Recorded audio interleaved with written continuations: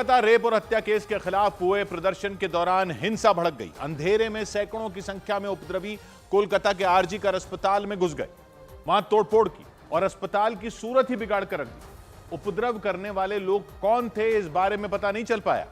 इससे पहले तय हुआ था कि कोलकाता रेप और हत्या केस के विरोध में केवल महिलाएं मार्च निकालेंगी और अस्पताल तक जाएंगी।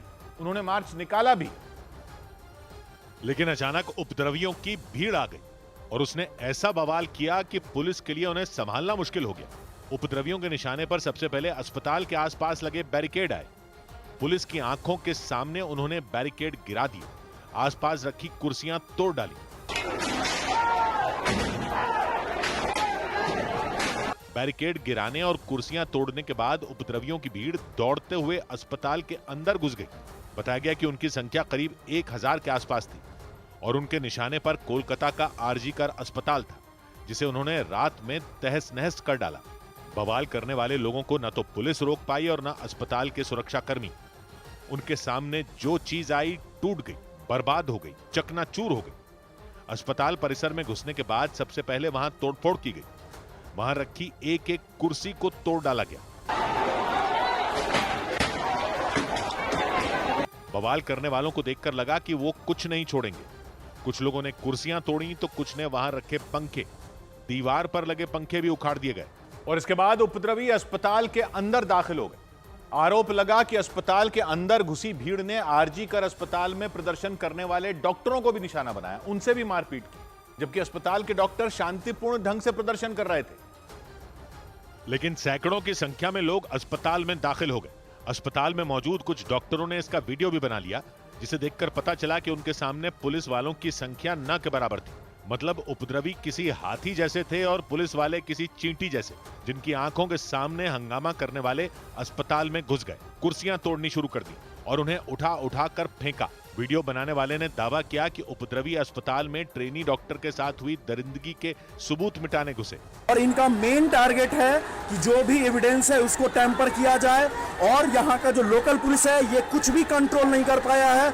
आरजी कर अस्पताल में कई डॉक्टर पहले से प्रदर्शन कर रहे थे। रात में महिलाओं ने भी मार्च निकाला, लेकिन अचानक सैकड़ों की संख्या में लोगों ने उनके मार्च को हाईजैक कर लिया और अस्पताल के बाहर की गई बैरिकेडिंग के दूसरी तरफ खड़े होकर नारे लगाने शुरू कर दिए। तब तक भी सब ठीक था, लेकिन थोड़ी ही देर में उन्होंने अपने इरादे जाहिर कर दिए और बैरिकेड गिराकर अस्पताल की ओर दौड़े।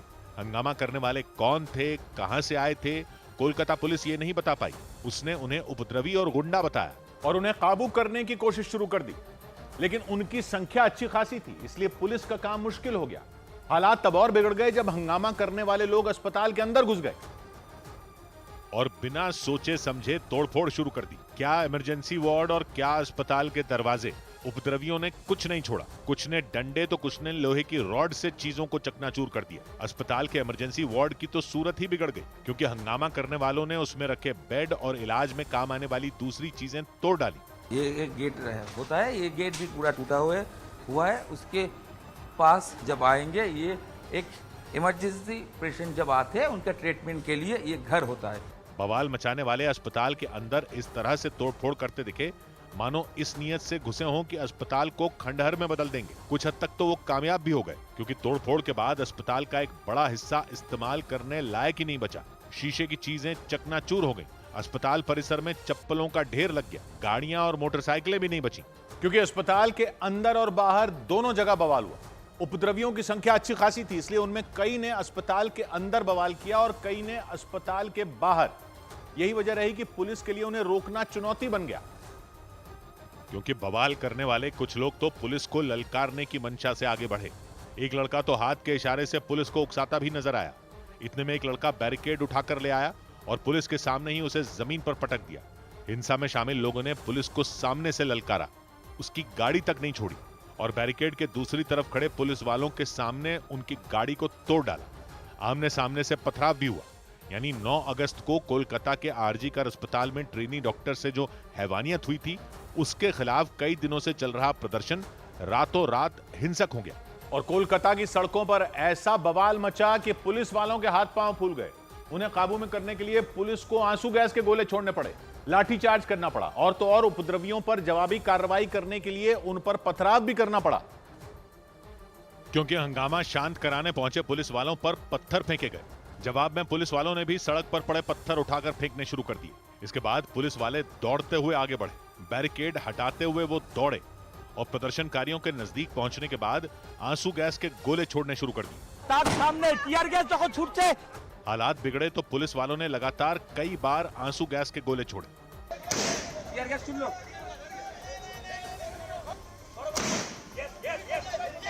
पुलिस के निशाने पर उपद्रवी थे, इसलिए वो आंसू गैस के गोले छोड़ते हुए आगे बढ़े।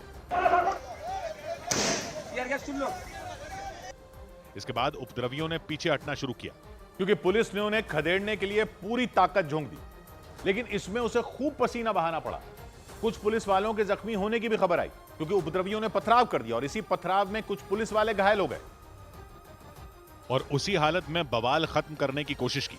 वो दौड़ते भागते रहे और दावा किया कि वो हंगामे को शांत करा देंगे।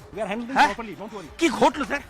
All hooligans, ruckus, troublemongers, they are killing the normal students. Kolkata police ने उपद्रवियों के बारे में ज्यादा जानकारी नहीं दी। हालांकि उसने ये साफ कर दिया कि हंगामा करने वालों में आरजी कर अस्पताल में प्रदर्शन करने वाले लोग शामिल नहीं थे।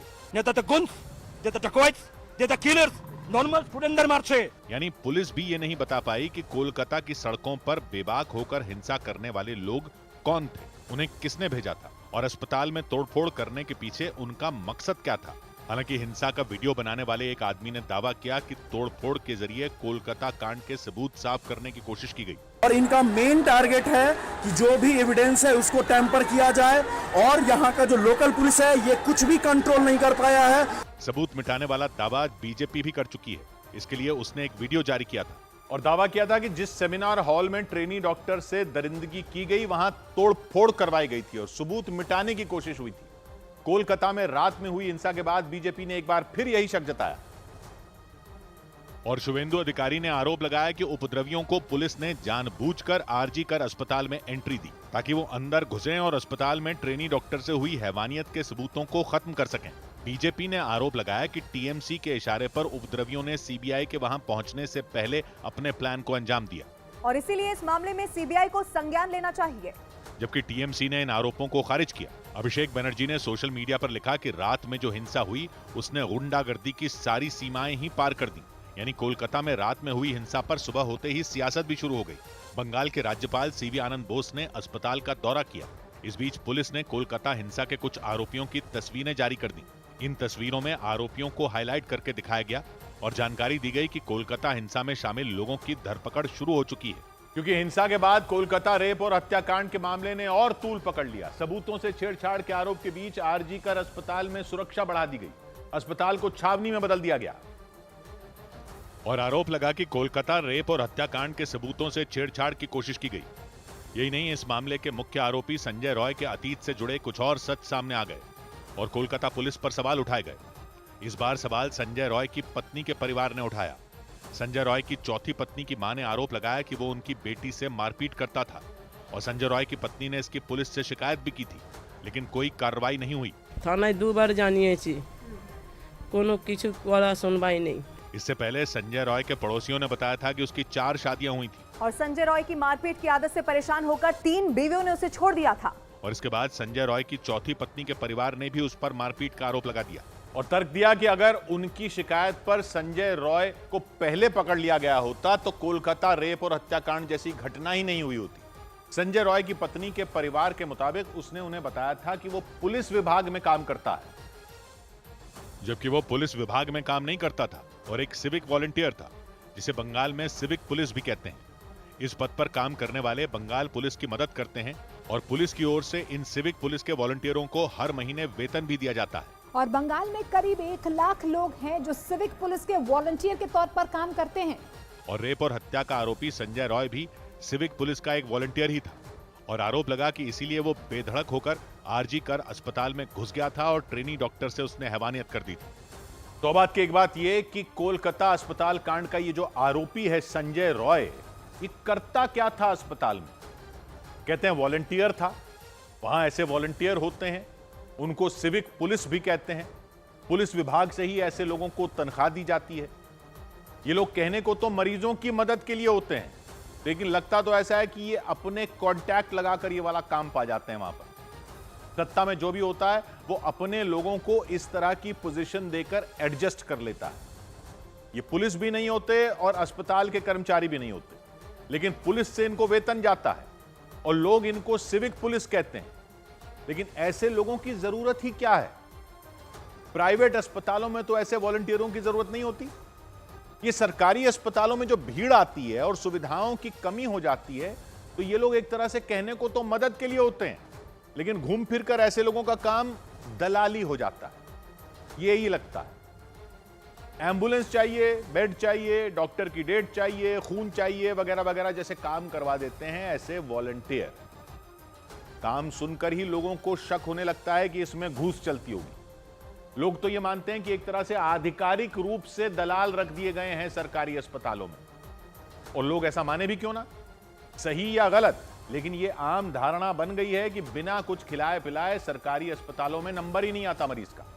और बंगाल जैसी जगहों में तो यह माना जाता है कि ऐसे लोग सत्ताधारी पार्टी से जुड़े होते हैं और घूस लेते हों या न लेते हों, लेकिन पार्टी के लोगों का काम करवाने में आगे रहते हैं अस्पतालों में। पॉलिटिक्स कहां कहां नहीं घुस चुकी। तभी तो ऐसे लोगों की पहुंच अस्पताल में हर जगह होती है, वार्ड में, लैब में, कर्मचारियों तक, डॉक्टरों तक और वहां तैनात सुरक्षा कर्मियों तक। सब जानते हैं इन लोगों को, हर जगह ये आते जाते रहते हैं। सब ये मानकर चलते हैं कि ये सरकारी बिचौलिए हैं। जब वेतन ही इनको पुलिस से मिलता है तो पुलिस में तो पहुंच होती है इनकी, तो ये क्या सुरक्षा करेंगे? ये तो खुद एक खतरा है, क्योंकि इन्हें तो डर ही नहीं ना किसी का। तो इनमें कोई दरिंदा हो तो कोई कैसे रोक लेगा उसको? डॉक्टर तभी तो सुरक्षा की बात कर रहे हैं। मरीजों के रिश्तेदारों से सुरक्षा तो चाहिए ही, ऐसे लोगों से भी तो चाहिए। और मरीजों को भी क्यों जूझना पड़े बिचौलियों से? जब प्राइवेट अस्पताल इनके बिना चल सकते हैं तो सरकारी क्यों नहीं? और इनको रखना ही है क्योंकि भीड़ ज्यादा होती है, तो कोई चेक वेक नहीं होता। इस आरोपी के ससुराल वाले कह रहे हैं कि पत्नी को शराब पीकर मारता था। वो कह रहे हैं पुलिस में शिकायत भी की थी उसकी। पड़ोसी कह रहे हैं 4 बार शादी की थी उसने, हर पत्नी के साथ कुछ ना कुछ गलत किया उसने। और ऐसा आदमी सिविक वॉलंटियर बन गया। कैसे बन गया? पुलिस में जिसकी शिकायतें हों उसको सिविक पुलिस में पद दे दिया। कैसे होती हैं ये नियुक्तियां? कोई तो प्रक्रिया होती होगी, उस प्रक्रिया पर सवाल क्यों नहीं उठेंगे?